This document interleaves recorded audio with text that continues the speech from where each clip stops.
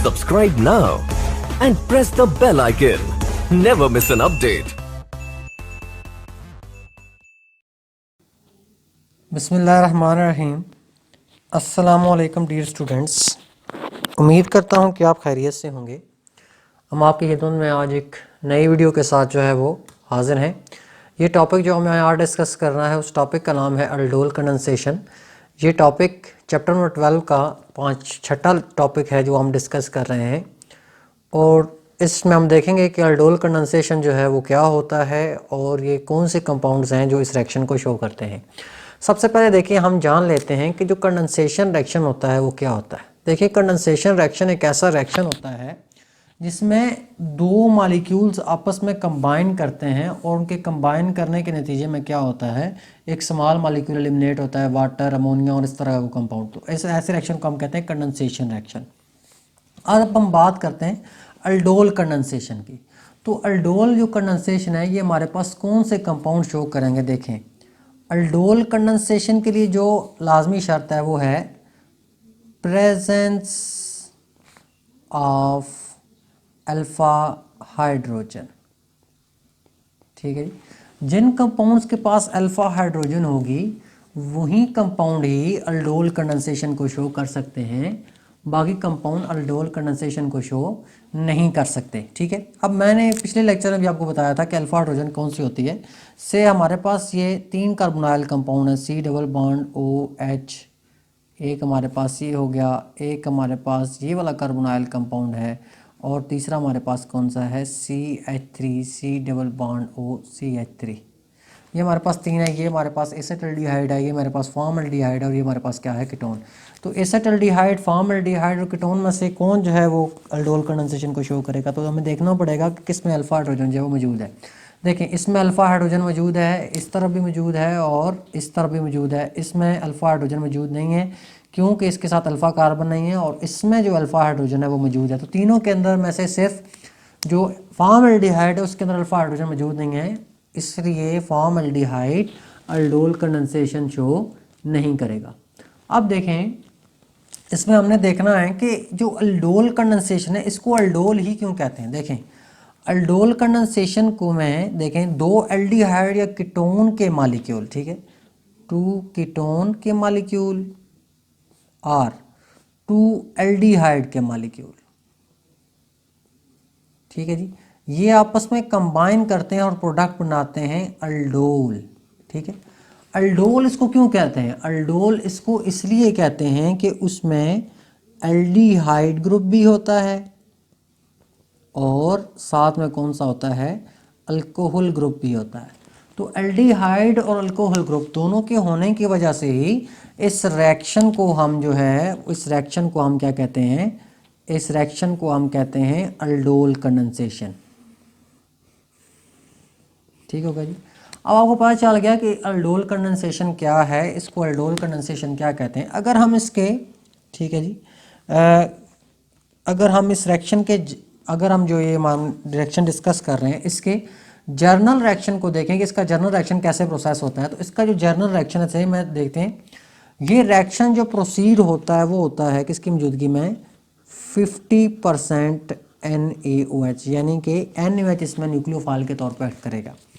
अब अगर हम इस रिएक्शन का जर्नल रिएक्शन देखें, हमारे पास देखें ये CH3 C double bond OH plus CH3 C double bond OH, और हमारे पास क्या है 50% NaOH, तो क्या बनेगा, तो हमारे पास बनेगा CH3CHOH,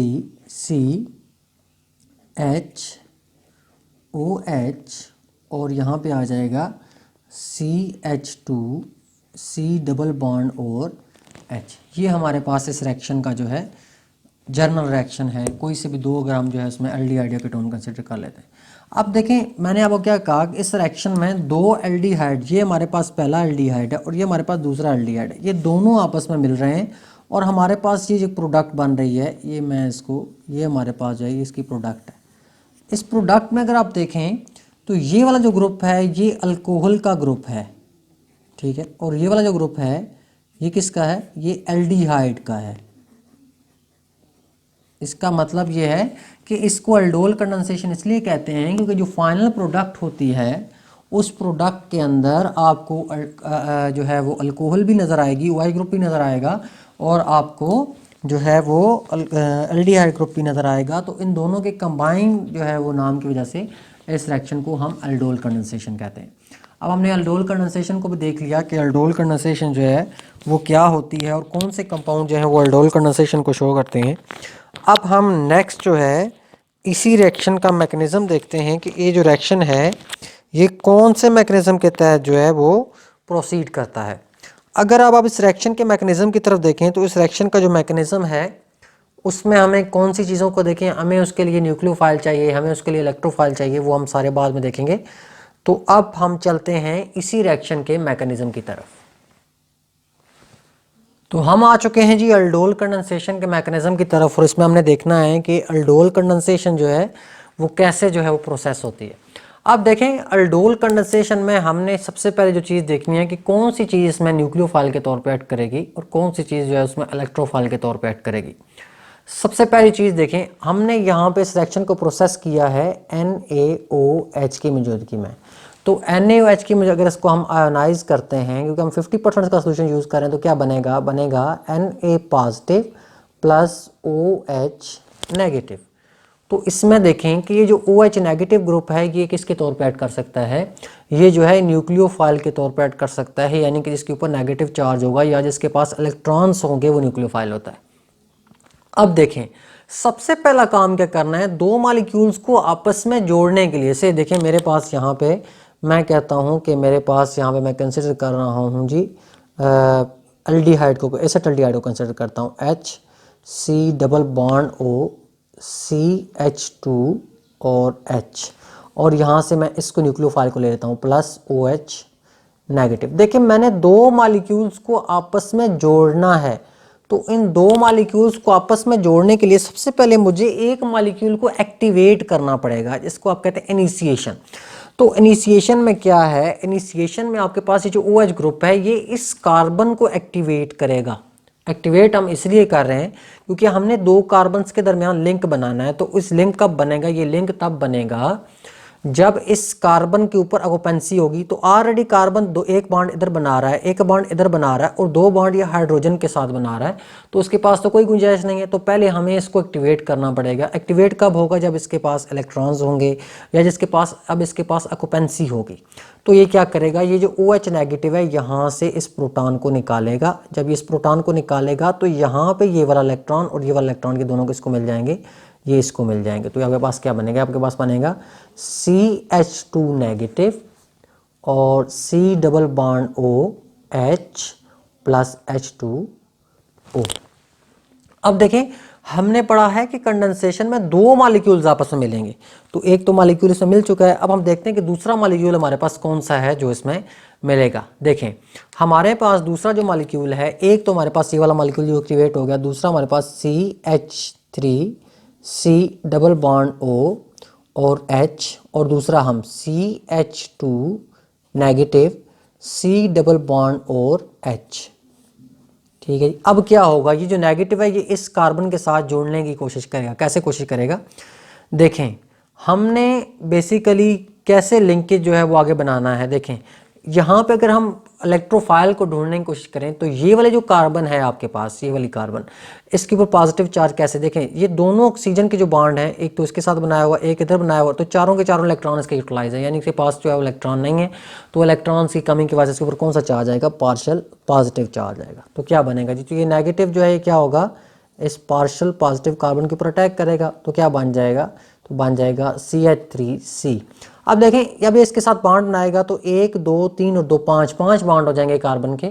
तो इस बॉन्ड एक्चुअली कितने बनाता है, बॉन्ड ही बनाता है 4। तो एक बॉन्ड जो है उसके अंदर क्या हो गया, एक बॉन्ड उसके अंदर फालतू है। तो ये वाले जो इलेक्ट्रॉन है किसके ऊपर चला जाएंगे, ऑक्सीजन के ऊपर। तो ये बन जाएगा जी O नेगेटिव H और CH2, और यहाँ पे आपके पास आएगा C डबल बॉन्ड O और H।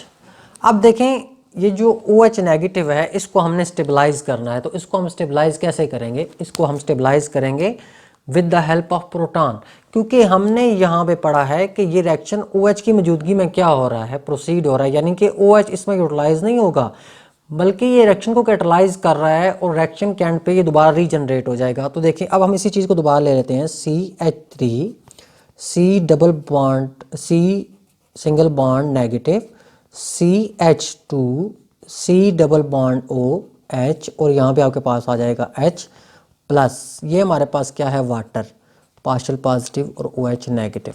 अब हमने ये जो बेस हमने एंड के ऊपर जो हमने शुरू में यूज़ किया है, ये बेस हमने इसको क्या करनी है, वापस करनी है। तो कैसे वापस करेंगे, ये OH नेगेटिव जो है ये इस प्रोटॉन को यहाँ से निकालेगा और ये वाले दोनों के दोनों, एक इलेक्ट्रॉन यहाँ पे और एक ये इलेक्ट्रॉन किसके ऊपर चला जाएंगे, इसके ऊपर। तो क्या बन जाएगा, ये बन जाएगा CH3 C double bond C single bond OH और यहाँ पे आ जाएगा H और इधर आ जाएगा CH2 C double bond O और H प्लस OH नेगेटिव। अब इसमें आप देखें कि जो OH नेगेटिव हमने शुरू में यहाँ पे यूटिलाइज किया था वो OH नेगेटिव एंड पे रीजनरेट हो चुका है। इसका मतलब ये है कि इस रिएक्शन में OH नेगेटिव ने सिर्फ और सिर्फ जो है वो पार्टिसिपेट किया है, लेकिन वो रिएक्शन में यूटिलाइज नहीं हुआ, उसने सिर्फ रिएक्शन को कैटलाइज किया है। तो आप फाइनल प्रोडक्ट के अंदर चेक कर सकते हैं कि ये प्रोडक्ट जो है ये अल्डोल ही है। अल्डोल मतलब कि इसके अंदर आपको ये एल्डिहाइड ग्रुप भी नज़र आ रहा है, इसमें आपको OH ग्रुप भी नज़र आ रहा है। तो फाइनल प्रोडक्ट को अल्डोल इसलिए कहते हैं क्योंकि इसमें एक एल्डिहाइड ग्रुप होता है और एक जो है वो OH ग्रुप होता है। तो इन दोनों ग्रुप्स के कम्बिनेशन के बाद इस प्रोडक्ट को हम अल्डोल कहते हैं। तो ये हमारे पास था जी अल्डोल कंडेंसेशन, जिसमें हमने देखा कि कौन से कंपाउंड जो हैं वो अल्डोल कंडेंसेशन को शो करते हैं और इसके लिए क्या जो हमारे पास नेसेसरी कंडीशन है, हम अल्डोल को अल्डोल क्यों कहते हैं और कौन से मैकेनिज्म के तहत इसका रिएक्शन जो है प्रोसीड होता है और फाइनल प्रोडक्ट में क्या वाकई हमें एल्डिहाइड और OH ग्रुप नज़र आता है कि नहीं। तो चैनल को सब्सक्राइब ज़रूर करें और वीडियो को अपने दोस्तों के साथ शेयर करें ताकि उनको भी समझने में आसानी हो। तो नेक्स्ट वीडियो तक हम आपसे इजाज़त चाहते हैं। खुदा हाफ़िज़।